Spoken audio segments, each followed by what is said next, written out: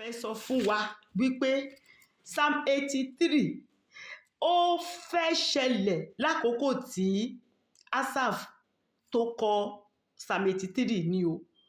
Torí Asaph ké pe Ọlọ́run ni pé kó má jẹ́ kó ṣẹlẹ̀ nítorí wọ́n ti múra láti pa Ísírẹ́lì run. Ó dẹ̀ ti ṣẹlẹ̀ tẹ́lẹ̀, kì í ṣe pé lákòókò Asaph nìkan ló ṣẹ̀ ṣẹlẹ̀ o. Ó ti ń ṣẹlẹ̀, ṣé rántí ìgbà Hámánì? Kò sí nǹkan tí Hámánì fẹ́ ṣe ju pé kán pa Ísírẹ́lì rẹ̀. Kí Ísírẹ́lì má kó mọ̀ tẹ̀ sí orílẹ̀-èdè tó ń jẹ́ Ísírẹ́lì mọ́. So kì í ṣe pé ó ṣẹ̀ bẹ̀rẹ̀. Nígbà tán lọ gbógun ti ọba Jehoṣáfátì 2 Chronicles 20.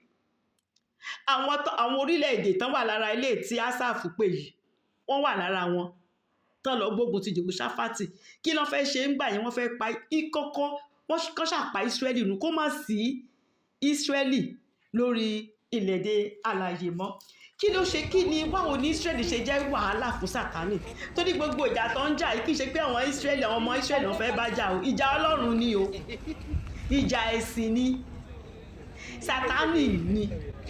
Nítorí pé Sátánì ó ṣe ńgbà tó ti jẹ́ kí Ádámù àti Éfà kùnà. Sátánì láti ìgbà yẹn ló ti ń ja ìjà wípé òun ò ní jẹ́ káwọn èèyàn sin Ọlọ́run sẹ̀. Òun náà Ọlọ́run lòun. So òun náà fẹ́ máa, òun náà ń jèrè àwọn ọkàn fóun fún rẹ̀ ni. So torí pé ó dẹ̀ wà lórí dẹ̀dẹ̀ àlàyé, òun ló ṣe ń jà, ìjà náà ló ṣe ń jà títí di èní yìí. Nígbà tí Jésù wá, ó jàjà kí Jésù kó má lè wá.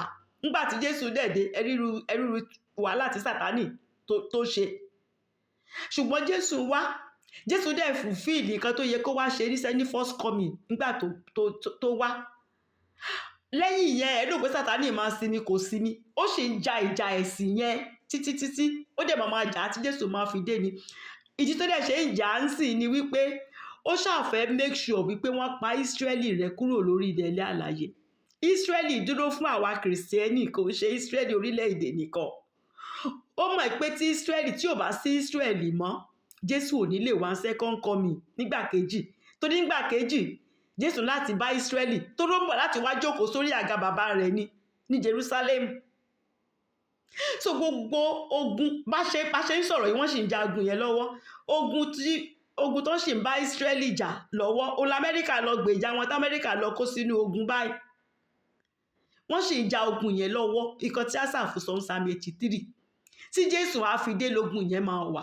Kò wá ń ṣe Ísírẹ́lì nìkan, gbogbo àwa Kìrìsìtẹ́nì òní.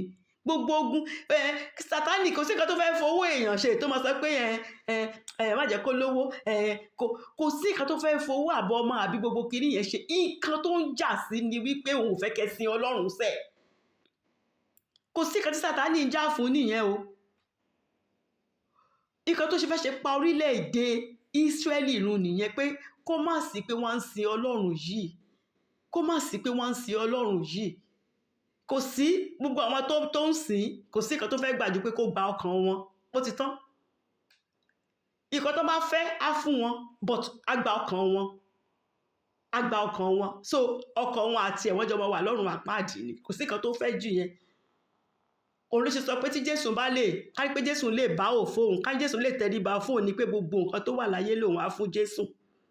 Nǹkan tó ń ṣe nìyẹn, tó fi ń jèrè ọkàn. Nǹkan tó fi ń gba àwọn títí ẹ̀ nìyẹn. Ẹ tó bá ti lọ gbà nǹkan lọ́wọ́ ẹ̀, tó bá ti sign up pẹ̀lú ẹ̀, á gba ọkàn wọn. Kò sí nǹkan tó ń gbà jù yẹn lọ. Nǹkan tó bá sọ pé àwọn fẹ́ á fún wọn, but á gba ọkàn wọn. So ìjà ẹ̀sìn ni. So ẹ tó bá dẹ̀ ń bá wa jà, Ọlọ́run ló ń bá jà. Torí ogun Ọlọ́run ni. Ẹ tó bá ń bá Ísírẹ́lì jà, Ọlọ́run ló ń bá jà. Torí ogun Ọlọ́run ni. So ogun yìí kò kìí ṣe ogun Asaph, ogun Ọlọ́run ni. So lákòókò tí Asaph kọ kíní yìí, àwọn orílẹ̀-èdè 10, can you imagine, ló fẹ́ wá bá Ísírẹ́lì kékeré yẹn jà. Kí ló fẹ́ wá bá wọn jà sí?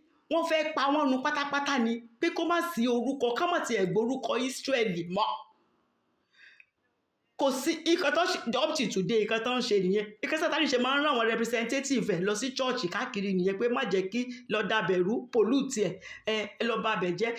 Gbogbo gádìrì ọmọ Ọlọ́run bẹ́ẹ̀ ló ṣe ń rán àwọn representative síbẹ̀. Kò sí nǹkan tó ń ṣe pé ká má lè make heaven. kọ́mọ báwọn já wọn gbà kọ́mọ já wọn gbà kò sí nǹkan tó ń ṣe jù yẹn lọ iṣẹ́ tí up to today ni.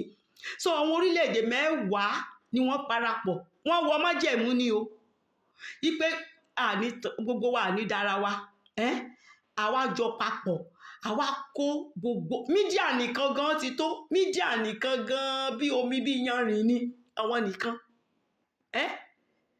bọ̀t orílẹ̀-èdè mẹ́wàá wá parapọ̀ láti ṣàlọ́ wọn náà ṣàfẹ́ pa Ísírẹ́lì run wọ́n kó kẹ̀kẹ́ lọ ní tí wọ́n fi rin gbogbo nǹkan mọ́lẹ̀ àti ilé àti gbogbo ìkọ́mọ̀ sí nǹkan kan kọ́mọ̀ tiẹ̀ gbórúkọ Ísírẹ́lì mọ́ ṣé ẹ mọ̀ pé eventually torí àkókò kan wà tó yẹ pé Ísírẹ́lì fúnra wọn wọ́n kẹ̀yìn sọ́lọ́run pátápátá ní ṣé ẹ mọ̀ pé wọ́n lé gbogbo wọn kò sí orílẹ̀-èdè kankan tó ń jẹ́ Ísírẹ́lì mọ́ for 2000 years ṣe rántí fún ẹgbẹ̀rún ọdún méjì ṣé ẹgbẹ̀rún ọdún méjì correct 2000 years nígbà kan wà tó jẹ́ pé nígbà tí wọ́n gba Jésù tí wọ́n gbà pé lóòótọ́ ni Jésù ń wá tí wọ́n gbà tí gbogbo oríṣiríṣi wọ́n lé wọn kúrò lórílẹ̀‐èdè yẹn ni but Ọlọ́run tún gbé dìde nǹkan tí Ásáàfù tún sọ ipò máa ṣẹlẹ̀ pé Olúwa orílẹ̀‐èdè rẹ òní ní Ísírẹ́lì ní 1948 May 15 ṣé May 15 ni Ọlọ́run tún dá wọn padà Amẹ́ríkà Ọlọ́run lo Amẹ́ríkà láti tún dá Ísírẹ́lì padà gẹ́gẹ́ bí orílẹ̀-èdè nígbà yẹn la tó gbọ́ orúkọ Ísírẹ́lì for 2000 years la gbórúkọ Ísírẹ́lì as orílẹ̀-èdè ọ̀tí tọ́lọ́run tún lo Amẹ́ríkà ní 1948 láti tún kó wọn padà tó tún di orílẹ̀-èdè so kata fẹ́ ṣe ní Psalm 83 nìyẹn ṣé rí ikọ̀ tí mo fẹ́ ká dì mú ní Psalm 83 òun ni wípé ìjà yìí ìjà ẹ̀sìn ni o kéèyàn kankan má sọ wípé tá bá ti born again tán kò tún sí nǹkan kan mọ́ gbogbo ẹ̀ kó dẹ̀ máa lọ yìn kó máa lọ yìn irọ́ ẹni náà pa o orin ta máa ń kọ mímọ̀ bóyá wà nínú hymn tí wa ta máa ń lò Christian má ti wá sí mi gbọ̀bàngẹ́lì rẹ̀ ti ń wí ní àárín ọ̀tá ló wà máa ṣọ́ra ogun ọ̀run àpàdé tàkóríkóra wọn jọ wọ́n sọ ìjà fara rẹ̀ máa ṣọ́ra. Advice kan tí Apostle Paul fún wa òun ni wípé nǹkan tá lè ṣe ni pé ká gbé ìhámọ́ra Ọlọ́run wọ̀ o ẹni tí ò bá gbé ìhámọ́ra Ọlọ́run wọ̀ á wá jẹ́ kó gùn yẹn pọ̀ ju bó ṣe yẹ kó wà lọ. Apostle Paul ní pé òun ti rí pé nǹkan tá lè ṣe ni pé kọ́mọ Ọlọ́run kó gbé ìhámọ́ra Ọlọ́run kó gbé wọ̀ méje ni o gbogbo wa ní ká lọ mọ̀ mo fẹ́ béèrè lẹ́ẹ̀kan ká tó close everybody tó bá dọ̀sẹ̀ tó ń bọ̀ lórúkọ Jésù gbogbo wa mo fẹ́ ká mọ̀ báwo ni kìrìsìtẹ́nì ṣe ń múra gangan báwo ni kìrìsìtẹ́nì ṣe ń gbé ìhámọ́ra Ọlọ́run wọ̀ nǹkan méje ni o kí gbogbo wa lọ mọ̀ ká mọ̀ sórí mi ní sọ bí tó wà nínú Bible fún wa torí yẹ kí gbogbo wa ti mọ̀ ká mọ̀ sórí tó bá dọ̀sẹ̀ tó ń bọ̀ lórúkọ Jésù a sọ̀rọ̀ ń pa ẹ̀. So ẹ jẹ́ ká ka Psalm 83 Psalm 83 ẹ̀bẹ̀ sí Ọlọ́run fún ìrànlọ́wọ́ kúrò nínú ìparun ni nítorí wọ́n fẹ́ pa Ísírẹ́lì run pátápátá ni nǹkan kan kùn mà ẹ bá mi wò mọ̀ mo dẹ̀ ti sọ fún wa wípé sáàmù tí Ásáàfù kọ gbẹ̀yìn òun ni yes ma oní Psalm 83 so Ásáàfù bẹ̀rẹ̀ pẹ̀lú wípé má ṣe dákẹ́ ẹ gbọ́ o ìkan mẹ́ta ló sọ wọn ṣe kan náà o ó bẹ̀rẹ̀ pẹ̀lú wípé má ṣe dákẹ́ Ọlọ́run má ṣe pa ẹnu rẹ mọ́ kí o má sì ṣe dúró jẹ́ Ọlọ́run má ṣe dákẹ́ torí téèyàn ò bá sọ̀rọ̀ Ọlọ́run á dákẹ́ o ẹni tó bá dákẹ́ tì á bá dákẹ́ ni o Ásáàfù sọ pé èmi ń béèrè o èmi ń ké o Olúwa nítorí náà má dákẹ́ gbọ́ nǹkan tí mò ń sọ you have to ask o a gbọ́dọ̀ béèrè ẹni tó bá béèrè ló ń rí gbà o òun ló ń rí gbà Ásáàfù sọ pé Olúwa má dákẹ́ o ìkejì ó ní má ṣe pa ẹnu rẹ mọ́ o ó láti sọ nǹkan kan o má wò wá níran ló ń jẹ́ bẹ́ẹ̀ Olúwa má wò wá níran o àwọn orílẹ̀-èdè yìí ti múra o, Olúwa má wò wá níran. Mò ń ké táwọn tó kù ò bá ké, èmi ń ké pè ẹ́. Èmi ń ké pè ẹ́ Olúwa, má wò wá níran, má pa ẹnu rẹ mọ́. Ìkẹta, kí o má sì ṣe dúró jẹ́, má dúró jẹ́ o, ìyẹn pé I'm asking for action, mo fẹ́ kẹ́ ṣe nǹkan kan. Olúwa, mo fẹ́ kẹ́ dìde kẹ́ ṣe nǹkan kan, mo fẹ́ kẹ́ dìde kẹ́ ṣe nǹkan kan. Do something. Torí tí nǹkan bá ń ṣẹlẹ̀, èèyàn mi á máa sọ pé Ọlọ́run kúkú mọ̀, ó yọ Ọlọ́run. Irú èèyàn bẹ́ẹ̀ á dúró pẹ́ o. Ọmọ tó bá ké nìyá ẹ̀ ń gbé o. Ásáàfù sọ wípé Olúwa má ṣe dúró jẹ́, má ṣe dúró jẹ́. Ní verse 2 ó wá sọ wípé ṣáà wò ó, Olúwa wò ó, àwọn ọ̀tá rẹ̀ ń ró kẹ̀kẹ́ o, wọ́n ti múra ní gidi ni o. Àwọn ọ̀tá rẹ̀, torí ọ̀tá Ísírẹ́lì ọ̀tá Ọlọ́run ni, ọ̀tá àwa Kìrìsìtẹ́nì ọ̀tá Ọlọ́run ni, ọ̀tá ọmọ Ọlọ́run ọ̀tá Ọlọ́run ni.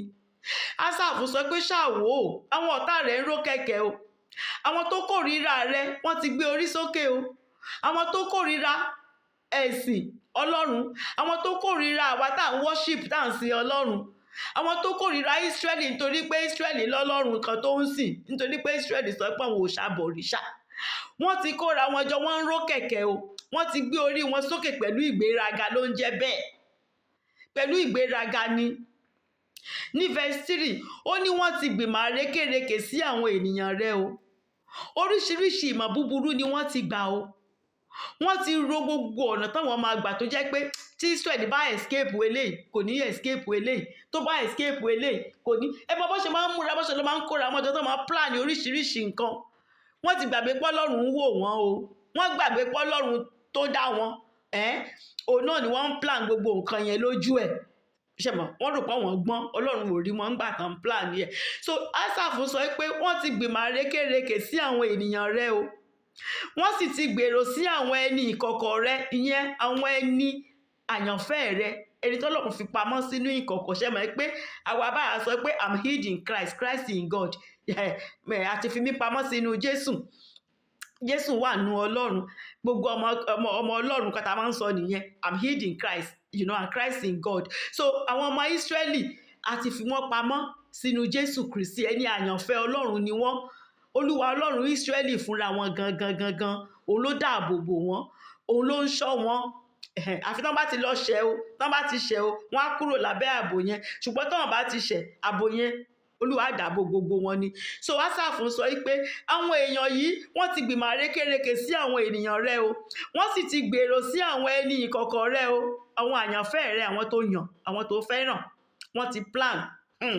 Ní verse 4 ó ní wọ́n ti wí pé, ẹ máa gbọ́ nǹkan tó fẹ́ ṣe o.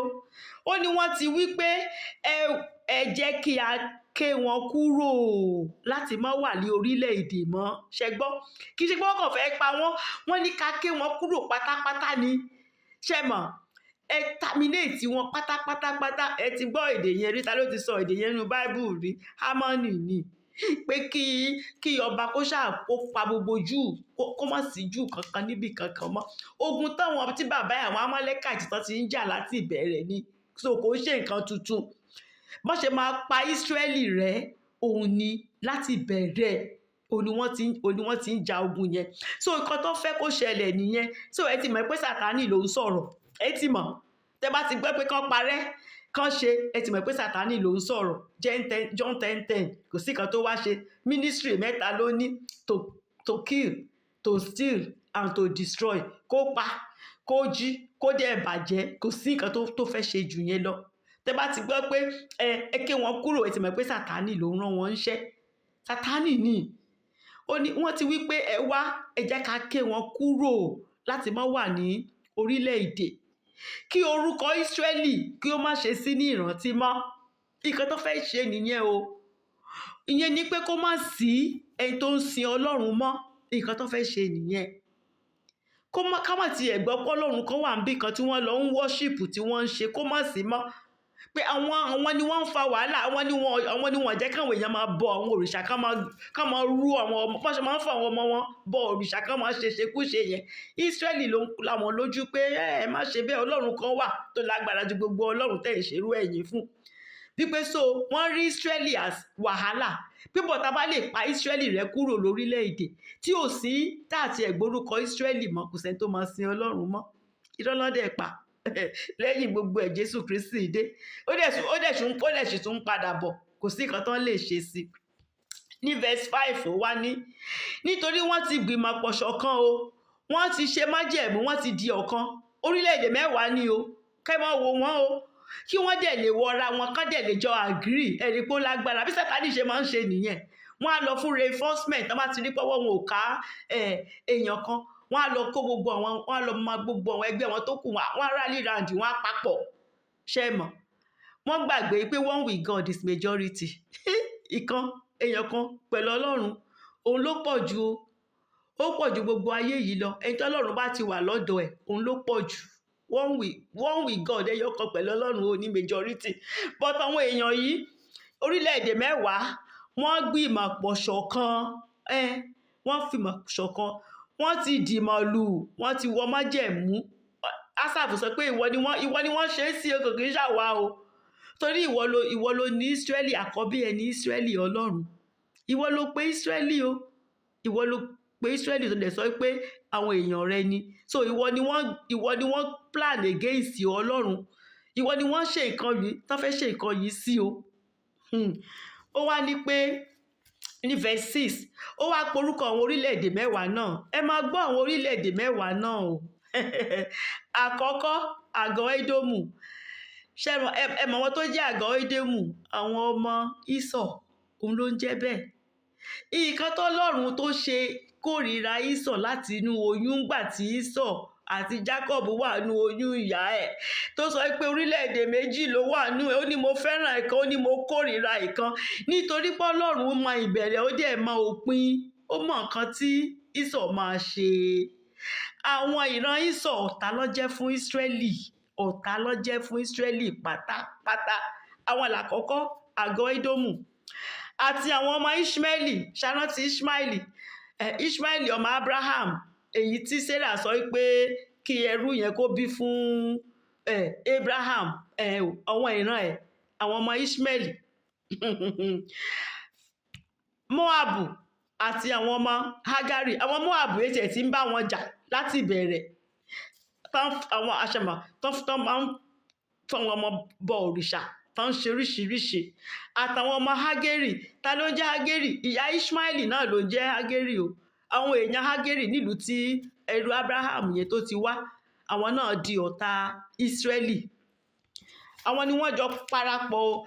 Àwọn Gẹ́bálì, àwọn wo ló ń pè ní Gẹ́bálì nsìn? Àwọn Gásà, àwọn tó ń bá Ísírẹ́lì jà lọ́wọ́lọ́wọ́, tí wọ́n ń jà lójoojúmọ́, àwọn náà ni wọ́n sì ń jàjà yẹn. Ọlọ́run sọ pé kí Ísírẹ́lì kó pa gbogbo wọn run ni o, ṣùgbọ́n Ísírẹ́lì fi lára àwọn obìnrin wọn sílẹ̀, àtàwọn ọmọdé Ísírẹ́lì wá máa fi wọ́n ṣẹrú. Àwọn yẹn dàgbà, wọ́n tún bẹ̀rẹ̀ sí ní bímọ.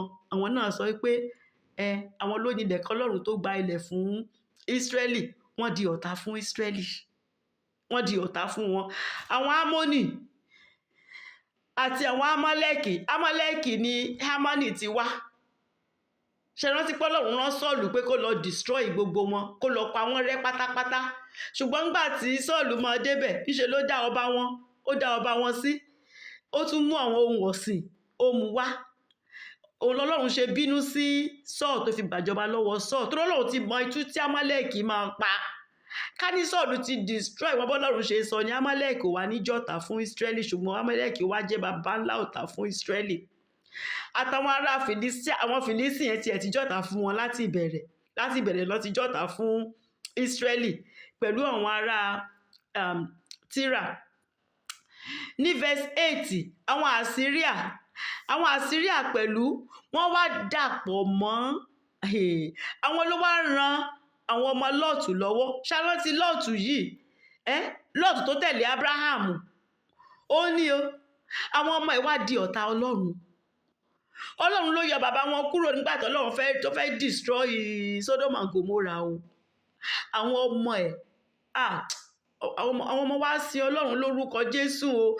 Lọ́ọ̀tù yìí mọ Ọlọ́run, ó sin Ọlọ́run o, ṣùgbọ́n àwọn ọmọ ẹ̀ wá jẹ́ ọ̀tá Ọlọ́run. So àwọn Àsíríà wá dàpọ̀ mọ́ wọn láti ràn wọ́n lọ́wọ́. Ọmọ gangan ló lead ogun yìí o, àwọn ló lead ẹ o. So àṣírí àdarapọ̀ mọ́ wọn láti ran àwọn ọmọ lọ́ọ̀tù lọ́wọ́. Ásáàfù ni mo fẹ́ kẹ́ lọ ronú sí, ẹ ronú sírú àwọn èèyàn tó jẹ́ pé tó wá di ọ̀tá Ọlọ́run yìí o. Ẹ lọ ronú sí bẹ̀rẹ̀ wọn, ẹ lọ ronú àwọn nǹkan tọ́lọ́run ti ṣe fún àwọn èèyàn yìí tó wá sọra wọn di ọ̀tá Ọlọ́run. Selah, go and think about it. Láti verse 9 títí lọ dé 12, Ásáàfù wá sọ fún Ọlọ́run nǹkan tí Ásáàfù fẹ́ kọ́lọ́run ṣe. Torí Ásáàfù ó ń béèrè fún ẹ̀san ni o. Ó pé Ọlọ́run ẹ̀san ni mò ń ké pè báyìí. Torí wọ́n ti múra tán, wọ́n ń bọ̀ o. Tán bá dẹ̀dẹ̀ wọ́n fẹ́ pa Ísírẹ́lì run pátápátá. Wọ́n fẹ́ kó má sí, ká má gborúkọ Ísírẹ́lì lórílẹ̀-èdè alààyè mọ́. Wípé Olúwa, mo fẹ́ kó dìde láti gbèjà Ísírẹ́lì. Mo fẹ́ kó gbẹ̀san lára wọn. Mo fẹ́ kó gbẹ̀san, torí tó bá dìde kó gbẹ̀san lára wọn, nǹkan á bàjẹ́ o. Nǹkan á bàjẹ́. Olúwa dìde. Olúwa dìde. Ó ní verse 9, ó ní mo fẹ́ kó ṣe wọ́n bí o ṣe ṣe àwọn ará Mídíánì, bíi Sísẹ́rà, bíi ti Jábínì ní odò Kíṣónì. Ṣá rántí ìtàn yẹn ní Judges? Oh my gosh. Judges, ẹni tí ò bá rántí ìtàn yẹn, ẹ lọ kà ní Judges chapter 4. Chapter 4, chapter 7, 8, ẹ lọ kà, ẹ máa rí bọ́lọ́run ṣe yẹ̀yẹ́ àwọn orílẹ̀-èdè yìí. Àwọn Mídíánì yìí ńgbà tí wọ́n wá gbógun wá lákòókò tí Dèbórà fi jẹ́ jọ́ọ̀jì, tí Báràkì náà tó fi jẹ́ jọ́ọ̀jì. Lákòókò tó Ọlọ́run gbé Gídíọ́nì dìde, àkókò náà ni o. So lákòókò yẹn àwọn Mídíánìtì yẹn wọ́n pọ̀ bí iyanrìn òkun. Lọ́dọọdún wọ́n á wá kó gbogbo ìkórè àwọn ọmọ Ísírẹ́lì, wọ́n á kó lọ. Tí àkókò ìkórè wọn tán ti ká gbogbo nǹkan oko wọn, tán bá ti ṣe tán báyìí, tó di àkókò tó yẹ kán tà, àwọn Mídíánìtì wọ́n á kó gbogbo ẹ̀ lọ. Wọ́n á máa fìyà jẹ àwọn ọmọ Ọlọ́run. But lákòókò yìí gbogbo wọn wá múra ogun. Wọ́n kó kẹ̀kẹ́ 900, kí ni 900 ní Yorùbá o? 1,900, ẹ̀ẹ́dẹ́gbẹ̀rún. Wọ́n kó kẹ̀kẹ́ tán fẹ́ fi tẹ Ísírẹ́lì mọ́lẹ̀ pátápátá. Wọ́n wá kó ọ̀pọ̀lọpọ̀ àwọn ọmọ ogun tí ò ṣeé kà láti wá bá Ísírẹ́lì jà. Ọlọ́run láti pe Gídíọ́nì. Ó pe Gídíọ́nì pé Gídíọ́nì alágbára ni ẹ́. Gídíọ́nì ní òun tó yẹ pé ṣe lòun sá pamọ́ síbì kan. Òun ò fẹ́ kán rí nǹkan oko tóun ṣe lọ́wọ́ kán mọ̀ máa gbà, torí wọ́n á gbà. Òun tó yẹ pé òun sá fún àwọn ọ̀tá, ẹ wá ń sọ pé òun alágbára. Ọlọ́run sọ pé ìwọ ni mo fẹ́ lò láti pa àwọn Mídíánìtì. Mo fẹ́ pa wọ́n run. Ìwọ ni mo fẹ́ lò. Gídíọ́nì ó kó àwọn 32,000. Mi ní pé wọ́n Yorùbá lénìí o, ẹgbà tó lákòókò wa ti ń lọ. 1,200 òun ló kó pé òkè o, àwọn tí mo rí eléyìí Olúwa, ká fẹ́ lọ bá àwọn Mídíánìtì jà. Kò tiẹ̀ síbi táwọn tí 32,000 tó dé lára àwọn Mídíánì, torí Bible sọ pé wọ́n pọ̀ bí iyanrìn ni wọ́n ṣe é kà. Ṣùgbọ́n Ọlọ́run sọ fún Gídíọ́nì wípé àwọn yẹn tiẹ̀ ti pọ̀ jù. Torí tí má jẹ́ kó ló lo àwọn eléyìí nígbà tẹ́ bá pa àwọn Mídíánìtì tán, ẹ máa sọ pé agbára yín pọ́wọ́ yín ló ká wọn. Àwọn yẹn ti pọ̀ jù. Sọ fún wọn pé ta ló ń bẹ̀rù, tó bá ń bẹ̀rù nínú wọn kó padà sílé. 22,000 ló padà lẹ́ẹ̀kan náà. Àwọn 1,200 ló padà. Ó wá kù àwọn 10,000. Olúwa sọ pé àwọn eléyìí gan wọ́n ti pọ̀ jù. Kó wọn lọ sí etí odò kán lọ mu omi. Níbẹ̀ Ọlọ́run yan àwọn 300, àwọn 300 péré òun lọ́lọ́run yàn. Náà kò ṣe ẹgbẹ̀rún ní 300, 100 òun ni Ọlọ́run yàn. 300 lọ́lọ́run sọ wípé ó máa lọ ja ìjà yìí. Gbogbo àwọn tó kù Ọlọ́run ní pé ká máa lọlé. Tó dà kò sẹ́ tó máa bá òun pín ògo òun. Ṣẹ́rí, Ọlọ́run ò ní mú wa lórúkọ Jésù. Ẹni tí Ọlọ́run bá fẹ́ mú, easily ni.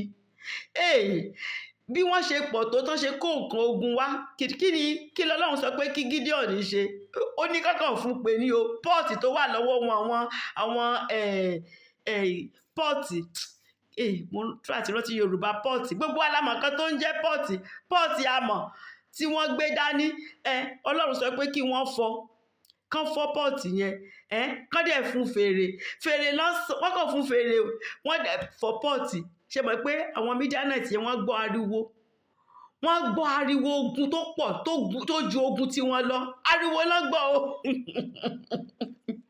wọ́n gbọ́ ariwo ogun lọ́gbọ́ o fúnra wọn lọ́n tu dànù tó ń tẹra wọn mọ́lẹ̀ tó ń para wọn wọ́n fẹ́ wá bá Ísírẹ́lì jà ní o 300 péré wọ́n ti ẹ̀ fèsì wọn ibi tó dúró sí ibi etí odò yẹn wọ́n kàn ti blow wọ́n fún kàkàkí wọ́n fún ìpè wọ́n dẹ̀ fọ́ pọ́ọ̀tì tó wà lọ́wọ́ wọn Ọlọ́run dẹ̀ jẹ́ káwọn ọ̀tá gbọ́ ariwo gbogbo àwọn ọ̀tá ayé wa wọ́n á gbọ́ ariwo burúkú lénìí lórúkọ Jésù ariwo lásán òun lọ́lọ́run jẹ́ kán gbọ́ bẹ́ẹ̀ ni gbogbo wọn bẹ́ẹ̀ lọ tẹra wọn mọ́lẹ̀ pa wọ́n tẹra wọn mọ́lẹ̀ pa ni so Ásáfù sọ pé Olúwa mo mọ̀ yí pé tẹ bá fẹ́ bá wọn ọ̀tá jà nǹkan kékeré lẹ mọ fi ń bá wọn jà tí ẹ kì í lò nǹkan tó pọ̀ ẹdínrún bó ṣe wó odi Jẹ́ríkò kalẹ̀ olùṣe máa ń sọ pé Ọlọ́run ò sán gírí làgírí ò làgírí kàkàkà ó kàn ní ẹ̀kàn ẹ̀yìn ẹ̀kàn fún pè ní ẹ̀kàn rí bẹ́ẹ̀ nígbà méje ẹ̀dẹ̀ fún pè ẹ̀kàn pariwo sókè odi Jẹ́ríkò dẹ̀ fọ́ bọ́lọ́run ṣe máa ń ja ogun ẹ̀ nìyẹn so Ásáfù sọ pé Olúwa bó ṣe ṣe àwọn Mídíánì nígbà yẹn bó ṣe ṣe Sísẹ́rà bó ṣe ṣe Jámínì torí Jámínì yẹn ò ní kọ̀mándà ogun ọba ó ní bó ṣe ṣe wọ́n ní odò Kíṣọ́nì bẹ́ẹ̀ ni kò ṣe ṣe wọ́n Sísẹ́rà ní kọ̀mándà Jábìn ní ọba ó wà lábẹ́ Jábìn lọ̀gá Sísẹ́rà yẹn ní kọ̀mándà ẹ lè ka Judges chapter 4 verse 15 ẹ máa rí bí Ọlọ́run ṣe yẹ̀yẹ́ wọn níbi odò Kíṣọ́nì Ásáfù ni mo fẹ́ kẹ́ ṣerú ẹ̀ fún wọn ẹ̀yin lẹ ṣerú ẹ̀ náà you are the same yesterday today and forever ẹ̀yin kan náà ní lánàá lónìí títí ayérayé ẹ̀ yí padà so bẹ́ẹ̀ ṣe fún àwọn Mídíánìtì nígbà tán wá gbógun ti Ísírẹ́lì bẹ́ẹ̀ ni ká tún ṣe fún àwọn eléyìí Olúwa bẹ́ẹ̀ ṣe yẹ̀yẹ́ Sísẹ́rà tẹ yẹ̀yẹ́ Jábínì tẹ kàn waste wọn dànù àti gbogbo kẹ̀kẹ́ wọn tán kó wá tẹ run wọn dànù bẹ́ẹ̀ ni kẹ́ ṣe àwọn ọ̀tá yìí ní verse 10 ó ní àwọn tí ó ṣègbé ní Ẹ́ńdórì wọ́n di ààtàn fún ilẹ̀ ni ẹ mọ orúkọ irú ikú tọ́lọ́run jẹ́ kí kọ̀mándà yìí àtolórí wọn kó kú Jeremiah 8 verse 2 Jeremiah 8 verse 2 ó ní wọ́n ó sì tẹ́ wọn síwájú oòrùn àti òṣùpá àti gbogbo ogun ọ̀run tí wọ́n ti fẹ́ tí wọ́n sì ti sìn àwọn tí wọ́n sì rìn tọ̀ lẹ́yìn tí wọ́n sì forí balẹ̀ fún nítorí àwọn èèyàn yìí oòrùn àtòṣùpá òní wọ́n ń bọ o oòrùn tọ́lọ́run dá òṣùpá tọ́lọ́run fúnra ẹ̀ dá òní wọ́n ń bọ tán forí balẹ̀ fún o wọn à bọ Ọlọ́run tó dá oòrùn tó dá òṣùpá ṣùgbọ́n òṣùpá àtòòrùn òun làwọn gbà sí Ọlọ́run wọn òní wọ́n ń bọ so Ọlọ́run wá sọ pé nítorí pé oòrùn náà ń bọ àtòṣùpá irú ikú tó máa kú ní pé ẹ ṣí ojú wọn sí òṣùpá àtòòrùn yẹn òṣùpá àtòòrùn yẹn ní kó kú wọn máa wò ká wá di àtàn kán di dọ̀tí sórí ilẹ̀ kán di àtàn in fact ẹ lọ ka Judges ẹ rí pé ikú burúkú olọ̀tá Ọlọ́run máa ń kú ikú yẹ̀yẹ́ ikú ẹ̀sín ní verse 11 ó ní ṣe àwọn ọlálá wọn àwọn general wọn ló ń jẹ́ bẹ́ẹ̀ o àwọn general ogun wọn bó ṣe ṣe Órẹ́bù àti bó ṣe ṣe Sẹ́bù bó ṣe ṣe wọ́n torí Olúwa yẹ̀yẹ́ wọn ni a ní gbogbo àwọn ọmọ aládé wọn bó ṣe ṣe Sẹ́bà àti Sámúnà bẹ́ẹ̀ ni kò ṣe ṣe wọ́n torí àwọn ọba wọn nìyẹn o ọba wọn ni Sẹ́bà àti Sámúnà àwọn Órẹ́bù àti Sẹ́bù yẹn kìíní ni wọ́n general àwọn tó tẹ̀lé àwọn tá kọ́kọ́ sọ orúkọ ẹ̀yẹn nìyẹn àwọn ló tẹ̀lé àwọn Jábìn àti Sísẹ́rà but àwọn ọba wọn òun wà ní Sẹ́bà àti Sámúnà irú ikú wo ni ọba wọn Sẹ́bà àti Sámúnà nígbà tán gbọ́ ariwo burúkú tí wọ́n sá lọ nígbà tí wọ́n dẹ̀ ti rí pé wọ́n ti pa commander in chief wọ́n ti pa wọ́n ti pa olórí ogun wọn pàápàá Jábínì fún rẹ̀ gangan. Àwọn general wọn gbogbo wọ́n ti yẹ̀yẹ́ wọn. Bẹ́ẹ̀ làwọn ọba yẹn, bẹ́ẹ̀ ni wọ́n ti rí pé kò sọ́nà àbáyọ fún wọn mọ́. Wọ́n pe Gídíọ́nì ni. Wọ́n ní Gídíọ́nì, wọ́n ní alágbára ọkùnrin ni ẹ́. Wọ́n ní ìwọ wá pa wọ́n. So that wọ́n á ti ẹ̀kọ́ sílẹ̀ pọ́kùnrin ló pa wọ́n. Ká má kọ́ sílẹ̀ pé igbe ariwo nìkan tó gbọ́ ló pa wọ́n dànù pé kí Gídíọ́nì kó wá fi idà ẹ̀ kó wá fi pa wọ́n. Gídíọ́nì ló pa àwọn ọba wọn, ọba Mídíánìtì méjèèjì. Judges 8 verse 21. Ìwé adájọ́ orí 8 ẹsẹ̀ 21.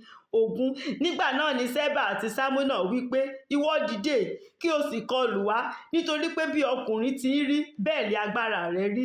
Gídíọ́nì sì dìde, ó sì pa Ṣẹ́bà àti Sámúnà, ó sì bọ́ ohun ọ̀ṣọ́ wọn nì kúrò ní ọrùn ìbákasíá wọn. Gbogbo ohun ọ̀ṣọ́ tán kó sára ìbákasíá wọn, gbogbo ẹ̀ ló wá di ọrọ̀ fún Gídíọ́nì. Ní verse 12 ó wá sọ wípé àwọn tí ó wí pé ẹ jẹ́ kí a gba ibùgbé Ọlọ́run fún ara wa ní ìní. Nǹkan tó fẹ́ ṣe nìyẹn o, pé tá a bá pa Ísírẹ́lì tán pátápátá, tá a pa wọ́n rẹ́ tí kò sí orílẹ̀-èdè kankan tó ń jẹ́ Ísírẹ́lì mọ́. Ilẹ̀ Ọlọ́run wọn yẹn gangan nílẹ̀ tí wọ́n pè nílẹ̀ Ọlọ́run, ilẹ̀ tó ní ọ̀rá, ilẹ̀ tó ní oyin yẹn, àwa gbà á fún ara wa ní ìní. Ẹ jẹ́ ká fi ilẹ̀ Ọlọ́run ṣe tiwa. Nǹkan tí wọ́n fẹ́ ṣe nìyẹn tán ṣe kóra wọn pọ̀. Ní verse 13 ẹ máa gbọ́ nǹkan tí bí Ásáfù ṣe gbàdúrà o. Torí ńgbà mìíràn tá a bá ń sọ pé Ọlọ́run wa, àmọ́ Ọlọ́run tó ń kálukú ń sìn o. Pé a jọ wà nínú ìjọ kò míìnì pé gbogbo èèyàn tó wà ńbẹ̀ ló ń sin Ọlọ́run Ísírẹ́lì o. Olúkálùkù ló mọ irú Ọlọ́run tó ń sìn. Ásáfù fẹ́ ní ìdánilójú wípé àdúrà yóò di ìtẹ́wọ́gbà. Torí Ásáfù ní ìdánilójú pé at least òun mọ̀ pé ní tòun o, Ọlọ́run yìí òun ni Ọlọ́run mi ò lọ́lọ́run mìíràn. So Ásáfù wà personal. Ní verse 13 Ásáfù sọ pé Ọlọ́run mi, kò sọ pé Ọlọ́run wa, kò wá tiẹ̀ wá sọ pé Ọlọ́run àwa Israelites. Nǹkan tó wá sọ ní pé Ọlọ́run mi, ó ti dójú ẹ̀. Mo fẹ́ kẹ́ tẹ́tí sí mi torí mo mọ̀ pé mi ò lọ́lọ́run mìíràn. Ẹ̀yin nìkan ni mo ní, ẹ̀yin nìkan ni kò tún sọ́nà mìíràn. So Ọlọ́run mi, ó ní ṣe wọ́n bí àjà. Ṣé máa àjà tán máa ń sọ pé báwo ló ṣe máa ń sọ wá ló tó máa ń yí báyìí tó kàn máa gbé nǹkan lọ. Nígbà míì ó lè gbé nǹkan tó heavy lọ tí ẹ̀fúùfù lẹ̀lẹ̀ bá fẹ́ ní gidi. Ṣé mọ̀ àwọn Yorùbá máa ń pè, ṣé àjà lọ máa ń pè. Kíní yẹn á kàn yí bíríbíríbírí á dẹ̀ fò lọ. Ásáfù sọ pé Olúwa, ìwọ ló kúkú ń control àjà. Control ẹ̀, ọwọ́ ẹ ló wà. Ìwọ ló mọ iye yanrìn tó wà ńlẹ̀. Ìwọ ló gbọ́ nǹkan tí atẹ́gùn ń sọ. Ìwọ ló gbọ́ nǹkan tó òòrùn ń sọ. Ìwọ náà ló dá wọn. O dẹ̀ máa ń lò wọ́n bó ṣe wù ẹ́. So Ásáfù sọ pé ṣe wọ́n bí àjà. Bí àkékù koríko níwájú afẹ́fẹ́, koríko tán ti gé bí Dáfídì ṣe sọ. Koríko tán ti gé tó ti gbẹ, ṣẹ mọ̀, tí ò tutù mọ́. Tátẹ́gùn wá fẹ́. Ẹ mọ bó ṣe máa ń fẹ́ gbà tátẹ́gùn bá gbé. Ó ní ṣe wọ́n bẹ́ẹ̀ Ọlọ́run. Ó ní ṣe wọ́n bẹ́ẹ̀. Ní verse 14 ó ní ṣe wọ́n bí ìgbà tí iná bá ń jó igbó. Ṣé mọ̀, tí iná ńlá tó bá bọ́ sáàrin igbó, ó ní bẹ́ẹ̀ ni kò ṣe wọ́n Ọlọ́run. Torí ìwọ Ọlọ́run ni iná ajónirun, consuming fire ni ẹ́. Ó yá ṣe wọ́n bí iná ṣe ń jó igbó kí wọ́n lè mọ̀ pé lẹ́yìn Ọlọ́run kò sálágbára kankan ń bì kankan. Àti bí ọ̀wọ́ iná ti ń mú òkè ńlá gbiná. Ṣé mọ̀, ọwọ́ iná tó bá le jù, tẹ máa rí iná tó máa ń jó ní àwọn ìlú tó ti máa ń jó yẹn, ẹ máa rí tó máa mú àwọn òkè, ó máa mú bí ẹni pé bí pé àwọn òkè yẹn ò jẹ́ nǹkan kan ni. Ó ní irú iná bẹ́ẹ̀ ni kò kẹ́ fi sun wọ́n. Ẹ fi sun wọ́n run pátápátá kí wọ́n lè mọ̀ wípé ẹ̀yin nìkan la lágbára. Kí wọ́n lè mọ̀ pé gbogbo nǹkan tẹ dálẹ̀ lè fi bá ọ̀tá yín jà. Ní verse 15 ó ní bẹ́ẹ̀ ni kí o fi ẹ̀fúùfù rẹ kí o fi ṣe inúnibíni sí wọn. Ìyẹn ni storm. Ṣé mọ̀ pé tí storm bá fẹ́ ṣẹlẹ̀ báyìí, nígbà míì ó lè jẹ́ pé hail ló máa gbé dé. Nígbà míì ó lè jẹ́ àrá ni, ó lè jẹ́ lightning, iná tó máa ṣe gbàrà. Ṣé mọ̀, Olúwa ó ní bẹ́ẹ̀ ni kí o fi ẹ̀fúùfù rẹ ṣe inúnibíni sí wọn kó fi dẹ́rù bà wọ́n wọ́n lè mọ̀ pé ẹ̀yin nìkan la lágbára. Ó ní kí o fi ìjì rẹ ìjì yẹn storm yẹn fi dẹ́rù bà wọ́n Olúwa. Kò ń ṣafẹ́fẹ́ nìkan, afẹ́fẹ́ yẹn kó kọ́kọ́ dì pẹ̀lú wọn o, ṣé mọ̀. Afẹ́fẹ́ burúkú ò ní fẹ́ sàwá lórúkọ Jésù. Tọ́lọ́run ló ń control afẹ́fẹ́. Tọ́lọ́run bá sọ pé káfẹ́fẹ́ yí padà, kò dáa. Kò dáa rárá. Òun ló wà in control afẹ́fẹ́. Òun ni ó máa ń fi afẹ́fẹ́ ó máa fi ń gun ìjì ni. Ọlọ́run máa ń gùn bí ìjì ni. Nípe so Ásáfù wá sọ pé Olúwa ìwọ ṣàfagbára rẹ hàn. Jẹ́ kí wọ́n mọ̀ pé lẹ́yìn Ọlọ́run kò sálágbára kankan bí kankan. Fi ẹ̀fúùfù rẹ fi ṣe inúnibíni sí wọn kí o sì fi ìjì rẹ kí o fi dẹ́rù bà wọ́n. Ṣẹ̀rù bà wọ́n Ọlọ́run ìyanu kò jẹ́ kí wọ́n mọ̀ pé ẹ̀yin nìkan la lágbára. Ní verse 16 ó wá sọ pé fi ìtìjú kún wọn ní ojú. Bọ́ ṣe ń bọ̀ yìí Olúwa bọ́ ṣe para wọn pọ̀ yìí jẹ́ kí gbogbo wọn gbàtìjú lórúkọ Jésù. Ó ní fi ìtìjú kún wọn ní ojú kí wọ́n lè máa ṣe àfẹ́rí orúkọ rẹ nítorí tó bá ṣẹ̀rù bà wọ́n tó dá yẹ̀yẹ́ wọn sílẹ̀ àwọn tó bá gbọ́n ní wọn tó bá escape wọ́n á mọ̀ pé lẹ́yìn Ọlọ́run yìí kò mọ̀ sí Ọlọ́run míì bí kankan. Ẹni tí ò bá tí ì rí iṣẹ́ ọwọ́ Ọlọ́run rí òun ló máa sọ pé ta ló ń jẹ́ Ọlọ́run. Ṣé rántí pé ńgbà tí wọ́n mú Daniel tá lọ fi sínú ihò kìnìún nígbà tó bá yẹn máa fi jí ní àárọ̀ tó sọ pé Dáníẹ́lì Ọlọ́run ẹ tó ń sí yìí ṣé ó gbà ẹ́ ṣoṣù wá ń bẹ̀ Daniel ní mo kúkú wà ń bí ó ní àwọn kìnìún tẹ́bi ń pa burúkú yẹn wọ́n lè jẹ Dáníẹ́lì nítorí kìnìún kan wà tó máa ń gbé kìnìún ayé mì. Dáníẹ́lì ọmọ kìnìún tó ń gbé kìnìún ayé mì ni. Nígbà tí wọ́n rí kìnìún tó ga jù wọ́n lọ wọ́n láti kí lọ́sọ̀ Yorùbá wọ́n láti gbéra wọn wálẹ̀ ni pé no go area lélẹ́yìí you go there you are finished ni o. Finito bí ọ̀rọ̀ ya wa Olúwa ni o. Ńgbà tán ní kìnìún tó ju kìnìún lọ kìnìún tó ń gbé kìnìún ayé mì òun ló wà ń bẹ̀. Àwọn kìnìún yẹn kàn ń wo lion ni wọ́n ń wo Dáníẹ́lì ni o. Àgbàdo inú ìgò ni o ó di àwòmójú fẹ́ dìyẹ wọ́n kàn ń wò ni kò sí nǹkan tó lè ṣe.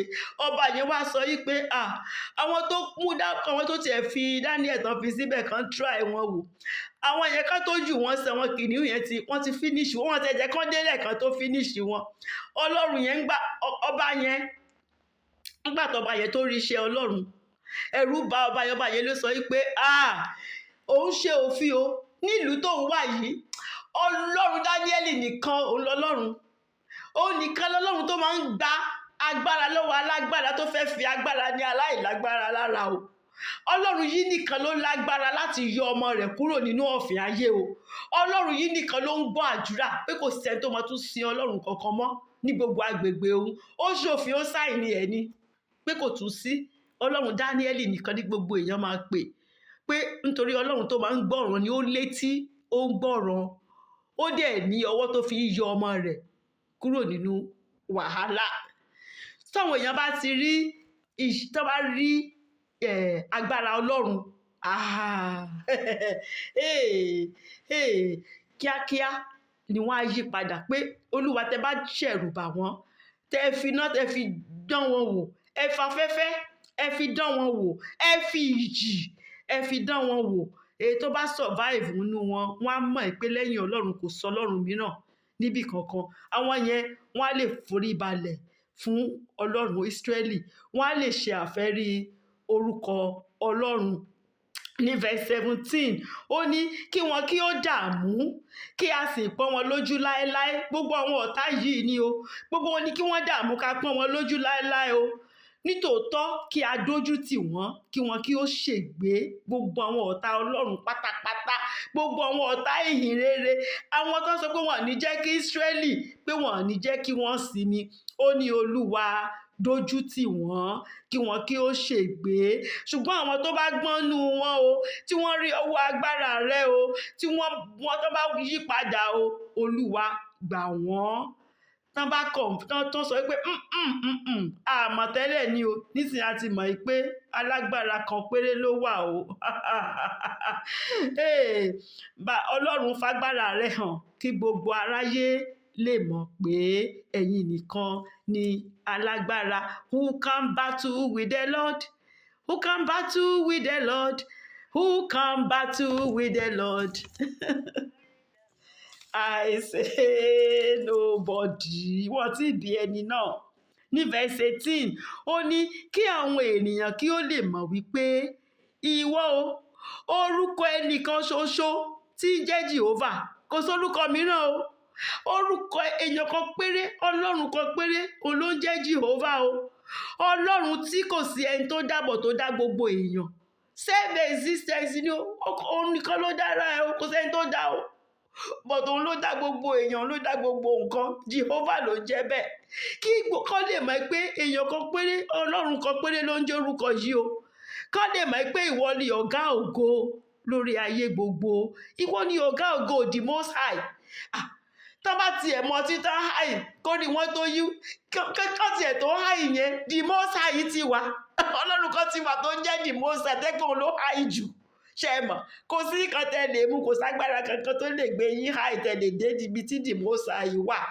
Láti ìbẹ̀rẹ̀ ló ti jẹ́ the most high, pé kí wọ́n lè mọ̀ Olúwa fagbára rẹ̀ hàn, ṣẹ̀rù bà wọ́n, kí wọ́n lè mọ̀ wípé kò sí Ọlọ́run kankan lẹ́yìn Ọlọ́run Ísírẹ́lì.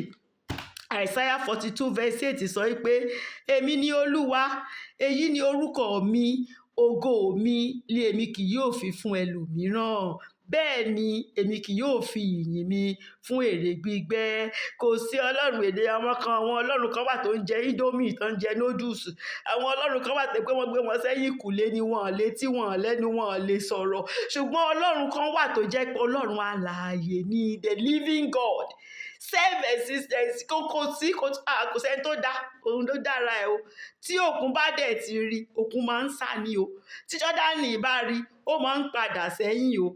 Àwọn òkè ńláńlá rí, wọ́n á dẹ̀ máa fò bí àgbò. Àwọn kéékèèké náà àwọn náà máa fò bí wọ́n máa fò bí ọmọ ọ̀dọ́ àgùntàn. Àwọn náà máa fò báyìí nígbà tán bá rí. Tílẹ̀ bá rí, ó máa ń wá rìrìrì níwájú Olúwa Ọlọ́run Jákọ́bù. Àpáta ayérayé, kò sí Ọlọ́run mìíràn lẹ́yìn Ọlọ́run. Kò sí. Ó dẹ̀ ti sọ fún wa wípé òun ti kọ́ ìjọ òun o. The gate of hell shall not prevail o. Ọ̀tá kan lè jagun. Jésù ò sọ fún wa pé wọn ò ní jagun o. Wọ́n á bá ọmọ Ọlọ́run jagun nítorí pé wọn ò fẹ́ ká sin Ọlọ́run. Wọn ò fẹ́ ká jẹ́ t'Ọlọ́run. Wọ́n á bá wa jagun. Ṣùgbọ́n ogun tá à ń jà, ogun tá tí Jésù ti wíìnì fún wa ni o. We are fighting from victory. Àwa nìkan là ń jà láti ìṣẹ́gun. A ti ṣẹ́gun sí fún wa tẹ́lẹ̀. So kéèyàn kankan máa rò pé ogun yìí báyìí ṣó máa ṣẹ́. Jésù ti ṣẹ́ ogun yẹn o lórí igi àgbélébùú o. Ó ti parí o. A kàn enforce, ẹ̀mí ìmọ̀ Yorùbá enforce. A kàn fẹ́ ìṣẹ́gun tí Jésù tó ti ṣẹ́gun fún wa yẹn. A kàn fẹ́ kó wá sí ìmúṣẹ nínú ayé wa, kátà kan ṣe nìyẹn o. Kì í ṣe pé a ṣe ń jà fún ìṣẹ́gun. Jésù ti ṣẹ́ ogun yẹn fún wa tẹ́lẹ̀. Kógun yẹn tó ṣẹlẹ̀, Jésù ti ṣẹ́. So ó ṣe pàtàkì ká mọ̀ wípé ogun kò ní fi ṣe orú ogun tá à ń là kọjá. Olúwa ti ṣẹ́ ogun yẹn o. Jésù ti ṣẹ́ lórí igi àgbélébùú. So kátà kan ṣe ni wípé ká kàn jẹ́ kí ìṣẹ́gun yẹn kó ṣẹlẹ̀ nínú ayé wa. Ìkẹta kan ṣe nìyẹn àwa onígbàgbọ́. Kì í ṣe pé a ṣe ń jagun pé a máa win. So tó bá ní lọ́kàn yìí pé ǹjẹ́ máa borí ogun yìí báyìí? Ǹjẹ́ èmi yóò borí ìṣòro o. Èmi yóò borí ìṣòro gan dandan bó ti wù kógun kó le tó. Ó ń ṣọmọ olókùú bẹ́ẹ̀ ni a kò ní sin mọ́ ìyá rẹ̀. Èmi yóò borí ìṣòro gan. Torí pé Jésù ti ṣẹ́gun yẹn lórí igi àgbélébùú. Kì í ṣe pé a ṣẹ̀ máa ṣẹ́gun. So aláti ti mọ̀ láti bẹ̀rẹ̀ wípé ogun yìí o, ó ti di ṣíṣẹ́. Jésù ti ṣẹ́ ogun yìí, kì í ṣe pé a ṣẹ̀ máa ṣẹ́ ni. Ẹ jẹ́ kí n conclude pẹ̀lú Daniel chapter 12 verse 2. Ó sọ wípé Daniel chapter 12 verse 2. Ó ní àti ọ̀pọ̀lọpọ̀ nínú àwọn tí ó sùn nínú erùpẹ̀ ilẹ̀ ni yóò jí. Àwọn mìíràn wọ́n á jí sí ìyà nípẹ̀kun. Àwọn mìíràn wọ́n á jí sí ìtìjú àti ẹ̀gàn àìnípẹ̀kun. Ìyẹn ò ní jẹ́ tiwa lórúkọ Jésù. Gbogbo òkú tó sùn, gbogbo ẹni tó ti kú tó sùn, àtàwọn tó ti wà ní ilẹ̀ òkú tán dúró dè ìdájọ́. Dáníẹ́lì sọ pé ọjọ́ kan ń bọ̀ o, ìpè máa dún o. Tí ìpè yẹn bá ti dún, ó ní àwọn kan á jí, wọ́n á jí sínú ìtìjú àti ẹ̀gàn àìnípẹ̀kun tí kò lópin ní o, forever and ever ni o. Ṣùgbọ́n àwa kan lórúkọ Jésù á jí sí ìyà àìnípẹ̀kun. Àwa ṣẹ̀ bẹ̀rẹ̀ ayé tiwa nígbà náà ni ọwọ́ ọ̀tún Ọlọ́run là ń lọ straight, ṣùgbọ́n àwọn kan ọwọ́ òsì rẹ̀ ni wọ́n ń lọ. Ìtìjú àti ẹ̀gàn á wá dé fún wọn. Kẹ máa rántí story ọlọ́rọ̀, ọkùnrin ọlọ́rọ̀ àti Lásárù alágbe lásán ni o. Ọlọ́rọ̀ yìí máa lówó, èèyàn ńlá mà ní kó tó kúrò láyé o. Nígbà tí wọ́n kú, Lásárù ó mà lọ síbi tí Father Abraham wà o. Ọwọ́ ọ̀tún Ọlọ́run mọ̀ ní Lásárù lọ o, nítorí Lásárù mọ Ọlọ́run, ó sin Ọlọ́run gbà tó wà lórí dẹ̀dẹ̀ àlàyé. Ọlọ́rọ̀ gbádùn gbogbo nǹkan ẹ̀ o, onìkan ló mọ̀nà ọ̀nà tó fi kó owó ẹ̀ jọ, onìkan ló yé àtọlọ́run. Ṣùgbọ́n inú ìtìjú àti ẹ̀gàn àìnípẹ̀kun ló lọ o. Nígbà tí ìyà yẹn tó pọ̀ jù fún, ó ń bá ń bẹ Abraham, ó ní Father Abraham, níbi tó wà yẹn, ó yẹ tó bá lè fi ìka rẹ̀ kó kàn fi kán omi díẹ̀, ó lóògbé tó ń gbẹ omi tó ń wá yẹn, ó ló ti pọ̀ jù. Abraham ní ogun wà láàrin èmi àti ibi tó wà yẹn, tí bá tiẹ̀ kán omi kò lè dé ibi tó wà, ogun wà ń bẹ. Ó wà ní tó bá jẹ́ pé bó ṣe ń rí leléyìí, pé àwọn èèyàn ò mọ̀ ní o, òun sì láwọn èèyàn, ọkùnrin 5 ló sì wà nílé bàbá òun. Bàbá Abraham, ǹjẹ́ o lè bá òun rán èèyàn lọ? Tó bá jẹ́ pé Lásárù yìí ló lè bá òun rán lọ, kó lè lọ sọ fún àwọn 5 tó kù lé bàbá òun. Kó sọ fún wọn wípé ẹ gba Ọlọ́run Ísírẹ́lì yìí o, ẹ má jẹ́ kán tàn yín o. Ìdájọ́ wà o, ọwọ́ ọ̀tún wà, ọwọ́ òsì wà o. Kán sọ fún wọn. Abraham sọ pé kò ní ìdí pààrányàn lọ, kò ní ìdí, ṣebí Mósè wà ń bẹ, àwọn olùkọ́ wọn tá fọ̀rọ̀ Ọlọ́run rán, wọ́n wà ń bẹ. Olúwa mà kúkú rán mi sí yín lórí òkè Síónì. Olúwa rán mi sí yín. Ẹ ti gbọ́, ẹ lè sọ pé ẹ gbọ́. Ó wá kù sọ́wọ́ ń kálukú. Ṣùgbọ́n Ọlọ́run ò kì í fipá múyàn o, kò kì í fipá múyàn, ṣùgbọ́n ó kàn ń sọ fún wa wípé mo fi síwájú yín ikú àti ìyè, ẹ mú kan. Torí lẹ́yìn ikú ìdájọ́ ni o, kò dẹ̀ sẹ́ni tí ò ní kú o. Àtẹni tó kú ní 120, àtẹni tó kú ní 80 years, wọ́n jọ kú ni o. Ṣùgbọ́n ọjọ́ ìdájọ́, ọjọ́ èrú, ọjọ́ kan ń bọ̀ tí gbogbo òkú máa jí dìde o. Àtàwọn tó wà nílùú òkú tán dúró dè ìdájọ́. Báwo la máa ṣe dá ẹ lọ́jọ́ náà? Ṣé inú ìyà nípẹ̀kun ìwọ máa lọ ni, àbí sínú ìtìjú àti ẹ̀gàn àìnípẹ̀kun? Nítorí kò sáyè àti ṣàlàyé o pé Olúwa kò yé mi dáadáa nígbà yẹn. Mo ti ṣàlàyé fún yín, ẹ ti gbọ́. Ó wá kù sọ́wọ́ kálukú. Tó bá rò pé èmi ò bá Sátánì ṣe, èmi ò ṣe, mi kò yé mi tẹ́lẹ̀ ni o, àbí tẹ́lẹ̀ ìgbà tí ṣòro dé, òun ni mo tún sá kúrò. Aláàánú lọ́lọ́run, he is a God of second, third chance. Ṣùgbọ́n èèyàn gbọ́dọ̀ wà careful, kéèyàn má jẹ́ kó pẹ́ jù, torí gbogbo ọjọ́ ọwọ́ Ọlọ́run ló wà o. Ọlọ́run nìkan ló mọ ìgbà àti àkókò o. So oore ọ̀fẹ́ wà lénìí. Tó bá fẹ́ gba Jésù Kristi sínú ayé rẹ, àbò fẹ́ padà wá, ó ti sọnù tẹ́lẹ̀, ṣùgbọ́n Olúwa tún fàánú wá orílẹ̀-èdè. Kó jẹ́ ká jọ gba àdúrà wípé Olúwa, mo máa rà mí gẹ́gẹ́ bí ẹlẹ́ṣẹ̀, mo mọ̀ pé ẹlẹ́ṣẹ̀ ni mí. Olúwa dárí gbogbo ẹ̀ṣẹ̀ mi jì mí o. Nítorí tèmi ló ṣe kú ikú oró lórí igi àgbélébùú. Fi ẹ̀jẹ̀ rẹ fi wẹ gbogbo ẹ̀ṣẹ̀ mi mọ́. Mo gba Jésù Kristi ní Olúwa àti olùgbàlà mi.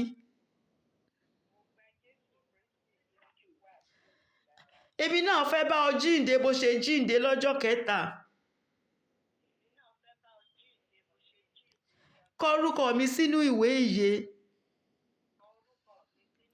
Ẹni tó bá sì sọ pẹ̀lú ẹnu tó dẹ̀ gbàgbọ́ nínú ọkàn rẹ̀ lóòótọ́, tó dẹ̀ fi gbogbo nǹkan ayé yìí, gbogbo nǹkan ẹ̀ṣẹ̀ tó fi sílẹ̀, tó gbé àgbélébú ẹ̀ tó dẹ̀ ń tẹ̀lé Jésù Kristi, Olúwa á sì kọ orúkọ rẹ̀ sínú ìwé ìyè. Àwọn áńgẹ́lì wọ́n á sì máa yọ̀ lọ́run. Lọ́jọ́ náà, à á ríra, à á yọ̀ mọ́ ara wa lórúkọ Jésù. Oh, when the saints, oh, when the saints go marching in, go marching in. Oh, when the saints go marching in, Lord, I want to be in that number. When the saints go marching in. Thank you, Lord.